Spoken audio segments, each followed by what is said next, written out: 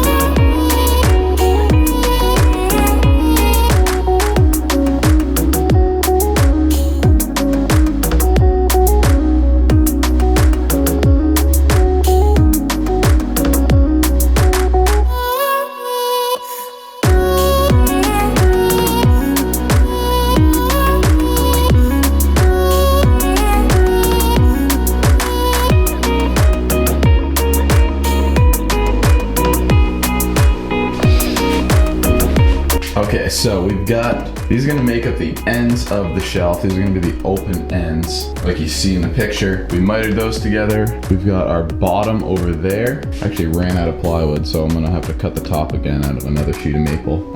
And then we've got the rest of our pieces over here, the center shelves, which are gonna go right in here. This is kind of where the easy road ends, because the next stuff I have to do is cut dados for the center shelves and uprights, and then fit the top and bottom.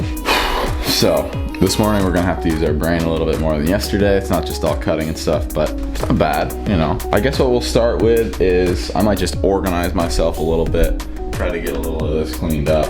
Put these guys to the side, cut another top out because I need one, and then start fixing to rip some potatoes. Hopefully in the right spot. Let's do it.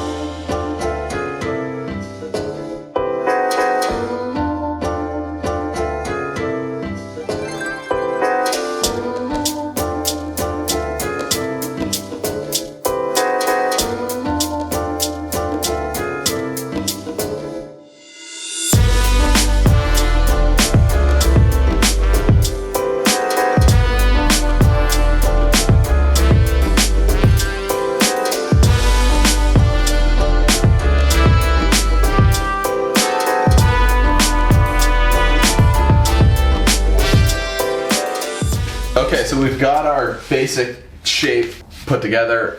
You can see I put some edge banding on it and I sanded it. One thing I really like to do, because this is a wall mounted piece, there's going to be outlets, and this is just a really easy way if you've got client work or if you're doing it on your own to make sure you get those cutouts right. What I did was I just cut a piece of, I don't know, this brown paper, butcher paper, or craft paper, whatever you want to call it. I cut it the exact same size as the back of my casing here. Then I gave it to the client and had him mark all of his outlets and studs on here. So now there's really no trial and error as far as getting those cutouts right. What I'll do is I'll just cut the piece of plywood for the back. I'll lay this down on here. Usually what I do is put some carbon paper behind the outlines of where his outlets are. And then I'll just go over it with a pen and transfer all of this information onto my plywood. Then I just cut it out, install the back, and the several times I've done this, it's basically just come out perfect and all the outlets line up with the openings. So hopefully that's a decent tip for you. You can employ this. We'll cut out that piece of plywood and then transfer all this information to that. You'll see how it goes.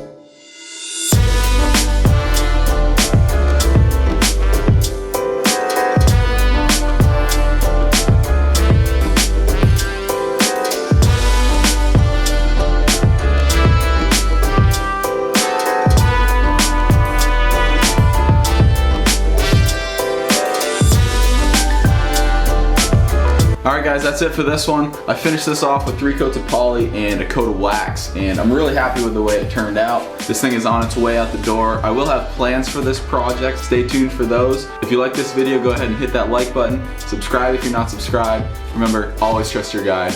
We'll see you next time.